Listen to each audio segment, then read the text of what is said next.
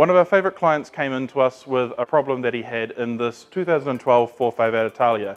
Now, most people would think that these cars have quite a bit of function, quite a bit of form in them. The reality is that these cars are really basic in terms of what features they have. This car only comes with very limited connectivity. He couldn't play his own music. The soundtrack of this car is pretty cool, but when you're driving it for about 4 to 5 hours at a time, sometimes that soundtrack can get a little bit old and you might want to listen to something that you like listening to. Navigation isn't great, and overall you can't see anything out the rear of the vehicle, and reversing is a bit of a pain. So we took it upon ourselves to complete an entire job start to finish.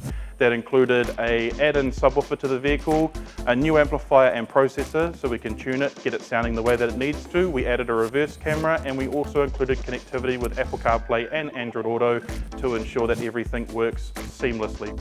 The keys to success for this kind of project are sourcing the highest quality parts, including those from Ferrari's own part supply in Maranello, Italy, adapters and integrations from California and New York in the US, and locally supplied products. So this car came from the UK. It had factory navigation, which only works in the UK. So it shows that you're in the water when you're using the navigation system here in New Zealand. Along with that, it only had a very old 30-pin iPod connector. So there was no way to connect to the car, no way to listen to your own music, and it was overall a pretty average experience.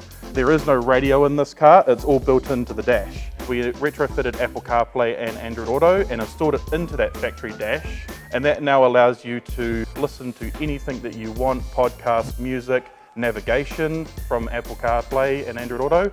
And along with that, whenever the vehicle is in reverse now, you get a nice shiny reverse camera, because it's really hard to see out of the back of these things. Promise me, I can tell you that for sure.